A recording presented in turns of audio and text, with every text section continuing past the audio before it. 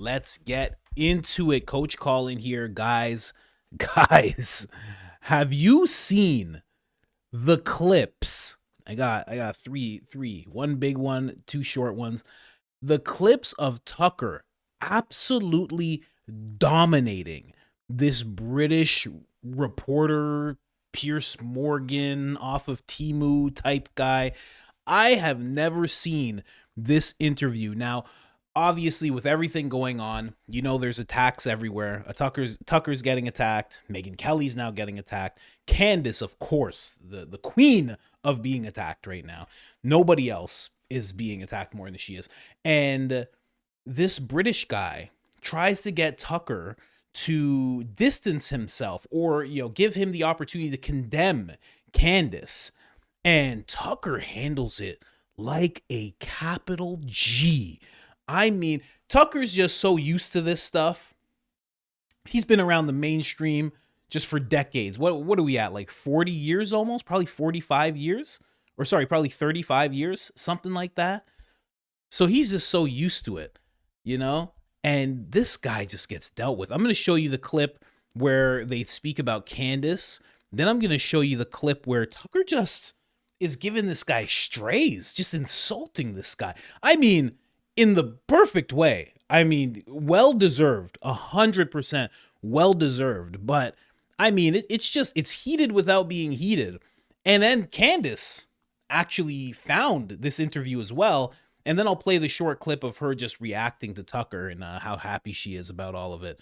But let's start here. The guy's already looking down. I mean, Tucker, this is literally American media meets UK media. I mean, just come on, let's go. Extinguish the truth by killing people. That was it. That's what I was saying. That's not what I was implying. I don't imply. I state. All right. I mean, okay then. I mean, just on this point, just for a moment more. Your good friend Candace Owens has been putting out some pretty wacko stuff, I would say, would be my opinion, on the death of Charlie. It's not helpful, is it, that, at that time of incredible national upheaval and obviously personal and familial family tragedy, to have someone like that picking apart the argument and suggesting that there are darker forces at play here that the US government have a hand in covering up. Can you see why people get upset by that and would like you perhaps to sort of distance yourself from that sort of thing?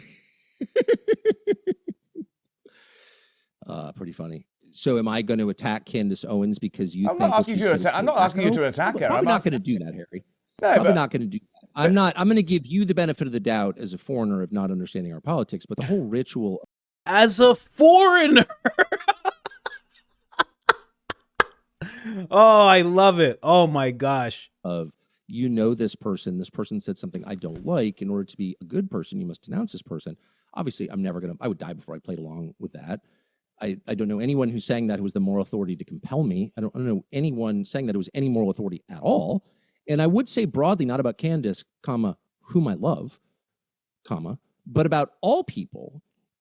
Getting to the truth is the most important thing. I've devoted my life to it. I haven't always done a very good job at all, but it still remains to this day my animating motive. I want to know what the truth is. Again, I don't always get there. I usually don't get there, but I want to be the guy who cares what's true.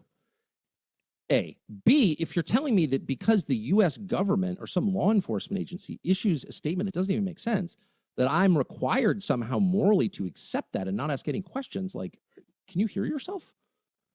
I mean, what are you saying? No, I'm just saying. I'm trying to understand that the point I'm making. No, I'm trying to understand. Why don't you answer my question? Hold on. What are you saying? So if you're saying that if a law enforcement agency issues an explanation that doesn't actually answer like basic key questions about what happened, that I'm somehow a bad person for asking a follow-up question? No, I don't think I'm not saying that at all. I'm saying that why there is a legal process undergoing and why a guy is standing in an American courtroom today, potentially facing the chair for his role in this.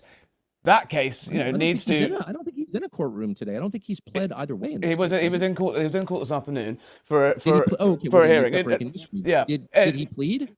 it's ongoing as we go on. I think it was a. I Okay, think it so was I'll a tell hero. you my But position as let me someone just who's let me just not- finish my point. Let me just finish my point. My point is, you asked my question. You asked what I'm saying. I'm saying is spectacularly unhelpful to have conspiracy theories, and questioning the. Unhelpful to whom? I know, way too close to the camera, but you have to understand, I have a Patreon now, so consider subscribing to the Patreon.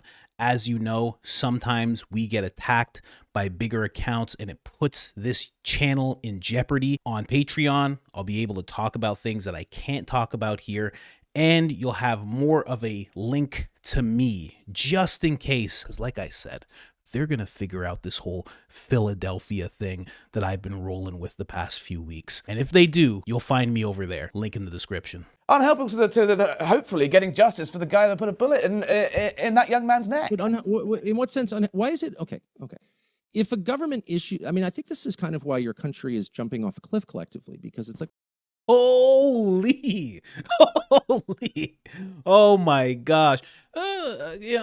Who is this disruptive to? Just straight up, like, Tucker's American media. He's a mainstream media whistleblower. He's like, what are you talking about? Unhelpful. And he's like, to the justice process and all that. Then, I mean, right? Like, I mean, all of you should probably be thrown in jail for what you've done here, right? You're saying things while the justice is happening. You have to let the justice happen first before you say things, and then after you say things, you go to jail. That's not how it works everywhere? I thought that's how it worked everywhere. well, the government said so. In my country, we have a long tradition of freedom. And that means that every person is allowed to come to his own conclusions based on the facts and consistent with his own conscience. Our Bill of Rights, unlike yours, guarantees that right. That's why we don't send people to prison for Facebook posts. So if the government issues a description of what they say happened and it doesn't make sense to you, I'm not sure who it's, quote, unhelpful to ask, like, what does this mean? What are you saying? And, I'm not referring specifically to Candace Owens or anyone else, but like, what is it? What are you even talking about? Why is that unhelpful? Are you saying that the government always reaches the right conclusion? Is that what you're saying? No, I'm not saying that at all. I'm saying there's a risk, though, that during a live trial, essentially, that a risk to whom? A risk to the justice, a risk to the trial collapsing, a risk to giving this guy ammunition to, to suggest in a courtroom that the case against him is somehow flawed. But you're assuming he's guilty. Like, that's not our system. We don't pronounce people guilty without hearing the evidence. I don't know, what country are you from? That's not how it works here. I'm not assuming he's guilty. I'm saying he's on trial right now. We don't put anybody to death unless we're sure they actually did it. And we're sure they did it because we've heard all the evidence, we've heard the counter argument against that evidence, and then citizens make up their mind. So that's our system. That's how we arrive at justice. We don't just assume because we heard 3 things on Twitter that someone is guilty and deserves the death penalty. Like, that is not justice. That's like African justice. And we just try. Yo, Tucker, that's like African justice. Yo, Tucker is done. He's done caring.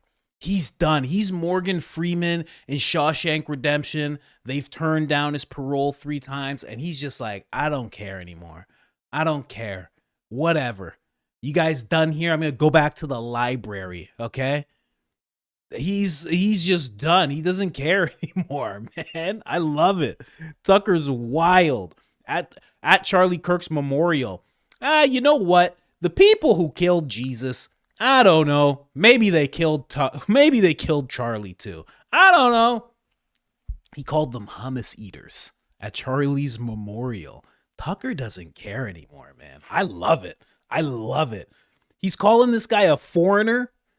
He's the guy's in his own country. He's in his own country. And Tucker's calling him a foreigner. I love it. This is my favorite segment that I've seen in so long. Oh, this is beautiful. Try not to do that here. So I don't know. It looks like this guy did it. From everything I've heard, it sounds like he did it. I don't know. I still don't understand the story. And I think that's fair to say. It's not unhelpful to say that. It's just true. And by the way, it's never unhelpful to tell the truth. The whole mandate in life, especially in our business, is to tell the truth. Yeah. You once gave a... This guy said, yeah, right. Oh, I'm crying. I'm actually crying. Oh my gosh. Oh, I love it. You have no idea. Oh man, that's just beautiful. So beautiful. Oh, Tucker. Tucker 2028, man. When is this guy running? When is he running? Oh, I can't wait to see him do that to Gavin Newsom in a debate. Oh, I'm all disheveled over here. Come on. That was beautiful. And it was in defense of Candace, but also in defense of himself. I mean, what is the guy talking about? It's not helpful. You know, like, and the thing about it is, Tucker is like at the forefront of media. Look at the faces. He's looking into the guy's soul. This guy's looking down at his notes. He doesn't know what to say. I mean, Tucker is just at the forefront of independent media. This guy here is only catching up to what American mainstream media does. You know what I mean? He's like Don Lemon in like 2005. 2008, Don Lemon.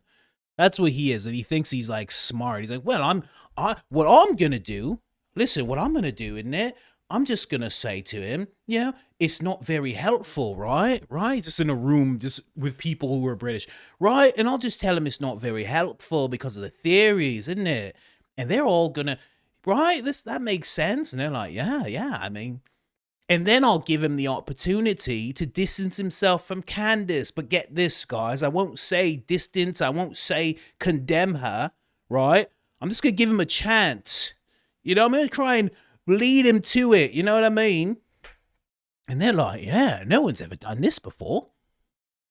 And it doesn't end there, man. I had a couple of clips. Let me play this one. Let me play the feline clip here. This is just ridiculous. Listen to this. You say it's not a big issue for you, but you did bring up Oh, I gotta slow it down, of course. I could have swore I slowed them all down. I've been getting good at that, but not with that one. Listen to this. an awful lot. What do you? Well, it's in your face. I mean, in June, we were driven to military conflict by Philadelphia. Israel. And my view of longstanding since December of 2003 has been, let's not fight any more wars that aren't in our interest. Okay, that's my view. Again, you can disagree. You can say maybe you think the purpose of the U.S. government is to fight other people's wars. I disagree. So that's just my opinion, long stated. What are your? And totally sincere. What are you saying? And so Philadelphia. Israel tries to do that. So I stand up and say, no, I'm sorry. I understand why you want to do that. You're a small country with no resources. It's a totally insignificant country in real terms. And so you need a bigger country to fight your wars. You want that country to be us. How about no? This guy just said insignificant country. Just Tucker doesn't care anymore, man. I can't wait to see Tucker when he's like 67 years old. Oh, it's going to be wild. It's going to be hard R's. He's going to be throwing hard R's out. He's going to be like, what? I didn't call him that. I'm just saying. Oh, it's going to be glorious, man. What do you? And for saying that, you get attacked as like a bigot. Well, of course, I'm not a bigot. I just don't want to fight other people's wars. I wouldn't want to fight your wars. I mean, why would I? Right? But what do you say to your friends, former friends, still people that say to your friends that you've taken a dark turn? The National Review have said you've crossed into nihilism. Why are people that care about you? Why are people that care about you sort of bewildered by some of the things you've been saying of late? No one who cares about me is bewildered at all. That's of course the worst kind of passive aggressive feline girl talk. No one cares about me is bewildered. You can just call me and ask me what I think. This guy just said feline girl talk. Do you guys understand what just happened? Ladies, you may not understand. But guys, you understand, right? He called the guy a female. He said, feline. Might as well be female because he said girl talk afterwards. Let me tell you something. If I had cat ears on and a tail, you still don't get to call me feline. No, you can still, even with the cat ears on, you still call me Coach or Colin, or you can do both. That's it. You don't get to call me feline girl talk. And look at his face when he says it. The National Review have said you've crossed into nihilism. Why are people that care about you? Why are people that care about you sort of bewildered by some of the things you've been saying of late? No one who cares about me is bewildered at all. That's of course the worst kind of passive aggressive feline girl talk. No one That's the face. That's the face, buddy. If that was me, if I was that British Timu Pierce Morgan, he would have said that, and I would have said like, oh, just 1 second, please. 1 second. And I would have left, I would have went off camera, and all you would have heard is truck, just a car driving off. And then you would have heard a plane flying through the air. Then you'd hear another car even closer to where Tucker is. And then you'd hear, because I'm at your front door now. Hey, hello, mate. I just heard that you called me feline. That was a few hours ago. We were doing an interview. You said feline girl talk about me, isn't it? Right, so I guess you and I step outside and we deal with that? Because you just called me a feline, right, mate? Mate, you called me feline? That'd be it. Are you kidding me? He's like, why did I do this interview? He thought, man, it's going to be a big interview. It's Tucker Carlson. I'm just going to give him the what's for. I'm just going to let him know about, what people think about him.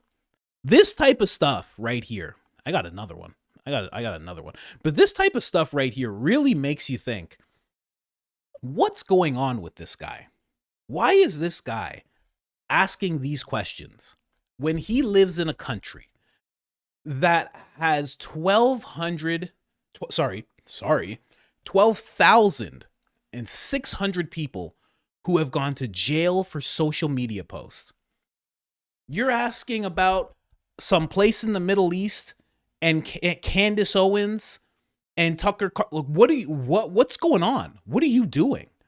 Don't you have other pressing things? And again, I say that because it's like, who put you up to that? You have so many other things. Country's falling apart. Country's falling apart, man. And you're like, well, I mean, Candace Owens is saying some really untasteful things, isn't it? Right? They're not the kind of things that we say over tea, isn't it? Right? I mean, let's really talk about this now. What? No, man. No. There are people in jail because I'm not making it up. Go check it. There's people in jail for saying, I love bacon. I'm not making that up.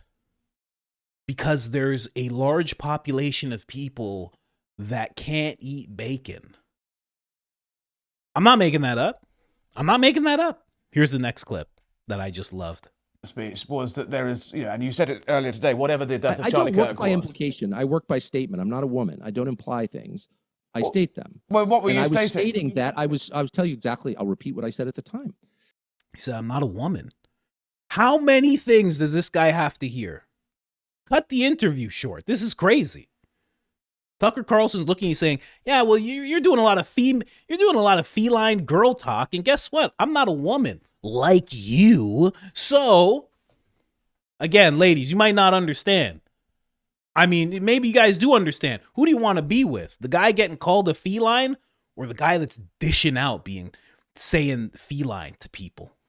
Maybe you don't want to be with either one. But if you had to pick, you want your man to be dishing out the feline comments.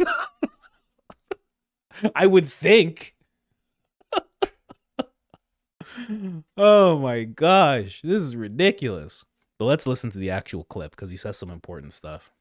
Which was, Jesus began telling the truth to the authorities in Jerusalem 2,000 years ago, the truth about them. They were illegitimate. He said that to them. They plotted his murder. This is recounted over the most famous books in English, or in any language, which would be the New Testament. And they ultimately, they plotted to kill him. Let's have him kill him. Let's get the authorities to kill him. They pulled it off. And they did so believing that once they killed him, his message would die. And of course, the opposite happened. It became the world's biggest religion. And the point I was making, not by implication, but by statement, is that you can't kill the truth. It doesn't matter if you kill the person. The truth lives on because truth is eternal.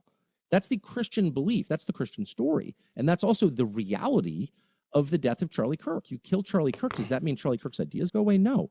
And there are ethno-narcissists who believe every conversation is about them, who are like, oh, that's racist, whatever.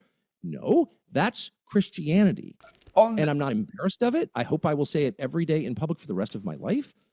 And again, if you think that that's evil, that's really kind of a judgment on you, not me. So what What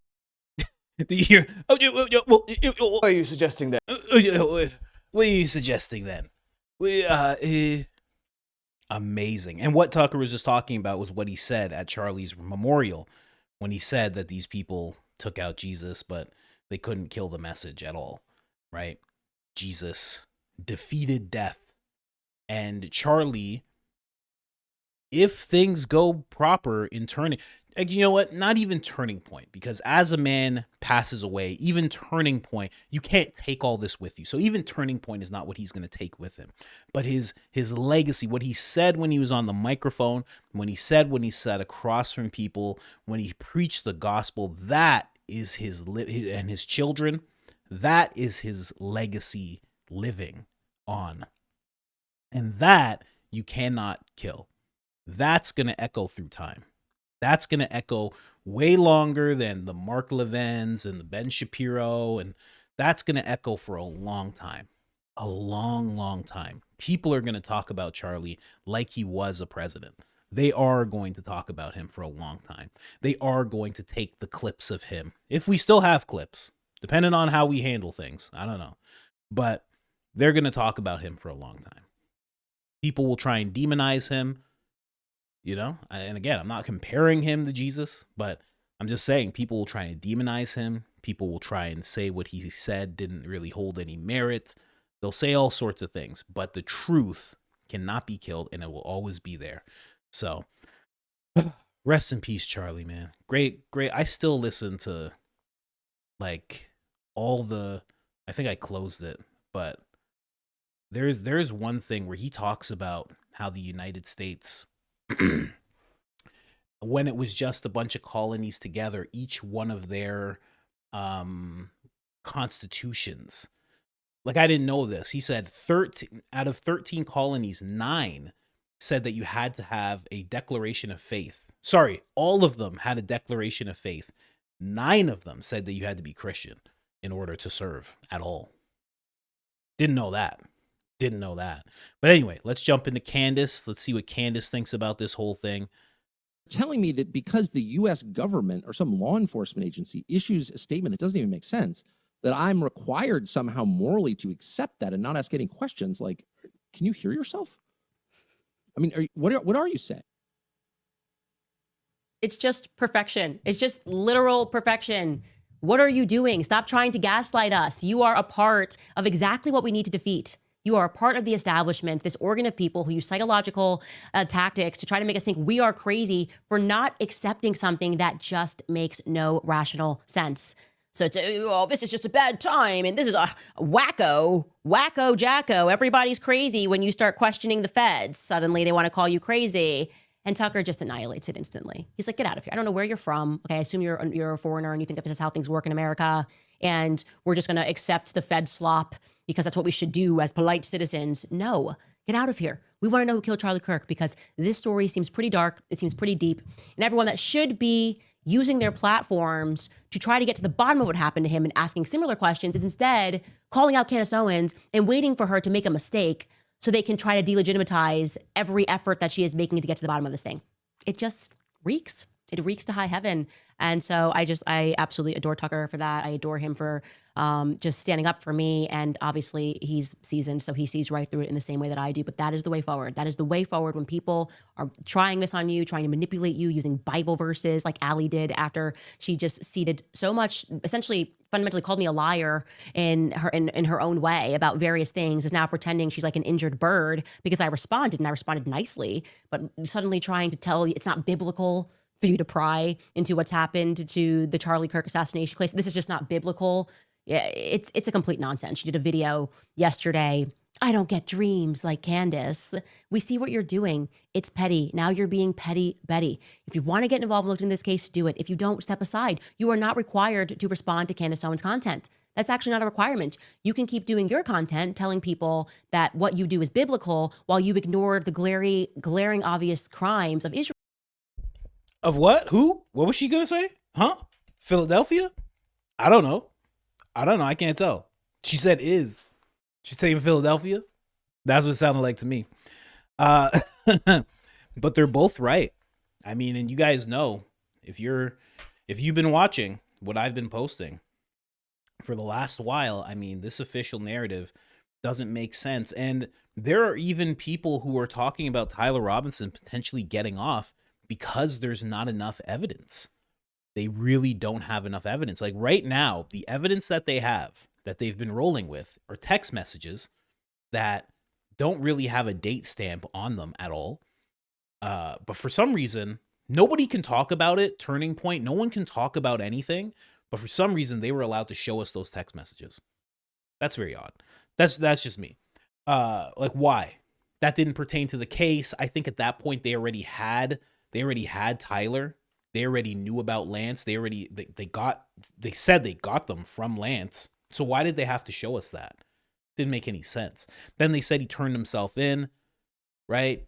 Or sorry, they said he confessed, but he confessed to his dad, but he hasn't confessed to any authorities. So it's allegedly confessed, but they just say he confessed. So now they have the dad's word, right? And the dad might be like, "Oh, I didn't realize you were going to try and off my son. I thought when we turned him in, we would have him in life in prison, have a long jail sentence, something like that. Now you want to take his life. Maybe I'm not helping you anymore. Maybe now I'm not going to do that for you." So now you have the dad's word, but if the dad starts working for his son and the defense, well then what do you have? What if he says, "No, I didn't say that"?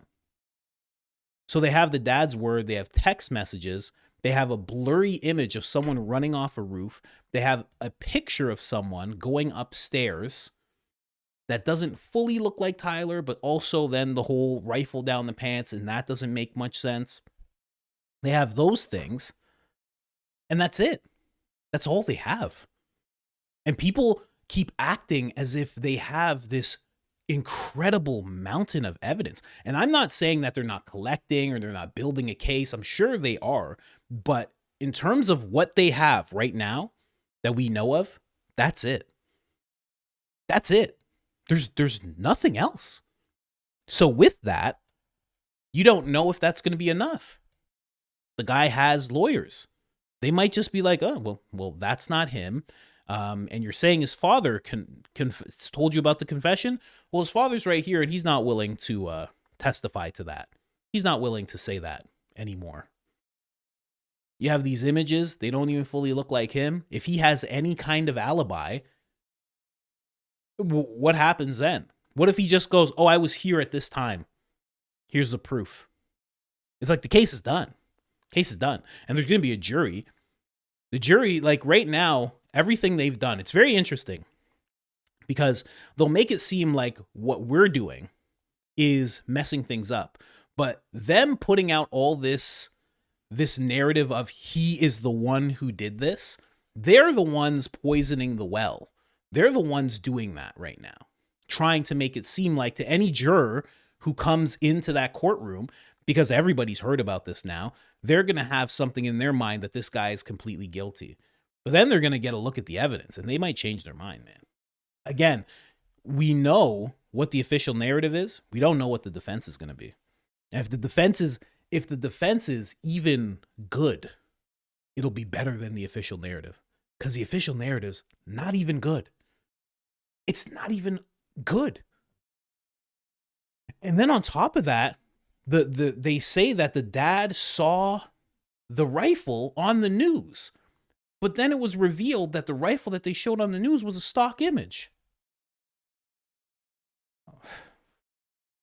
And then the dad might not even, "Hey, Mr. Robinson, Matt Robinson, can we get you to talk about that again?" No, I actually want my son to live. Sorry. I did the right thing because I thought my son was going to live, but I'm not talking to you now. Thanks. "Hey, Tyler, I heard that you confessed to your dad, and I saw text messages. Can you just tell us too? Tyler's just like, no. What then? It's looking bad. I've been watching a lot of lawyers talking about this, a lot of defense lawyers and stuff. I'm not saying that he's gonna walk or anything like that, but it's just not. It's not as set in stone as Cash and a lot of people on X and a lot of these talking heads want you to believe. It's not as set in stone as that. But oh man, that British guy, that was the best. That was the best. I love it. I'm gonna watch it again. You'll see. Anyway, and listen, I guess I'll go over to Patreon and talk about it. But like, I can't talk about every video on Patreon. Like, do afterthoughts. I can do afterthoughts, but this is really what I thought. I mean, we just letting it hang in this episode because this is absolutely hilarious, man. Just hilarious. I love it. And they should keep doing that for each other. It seems like nobody other than smaller accounts like myself, Ian Carroll, etc., we're the only ones that are willing to defend her and him. So they have to defend each other like this, and they have to do it very openly. That's why what Megyn Kelly did was so big, right? People say that she doesn't even know Candace, and for her to do that, and now she's getting attacked is like... And then I saw a clip recently of her telling Mark Levin to F off. She said, get the F out of here. What? What's happening right now? The changing of the guard is happening, man. A lot of people's brands have expired. Like I said about Ben Shapiro, a lot of people are in their third hour of a podcast and they just can't keep up. They're letting things slip and they're letting us see who they actually are. That's what's happening. That's what's happening right now. So expect more of this. I mean, they were already on the ropes. At least Ben was when Candace first got fired. He was on the ropes. She was like, let's debate. And he's like, okay, I'm willing to debate. And then he ran off to his lawyers, put a gag order on her. You know what I mean? Like now you can't do that. Now you can't. Now she can speak freely. Tucker can speak freely. Everybody can speak freely. You can't put a gag order on anybody. Anyways, guys, just wanted to say all that. I'm out of here.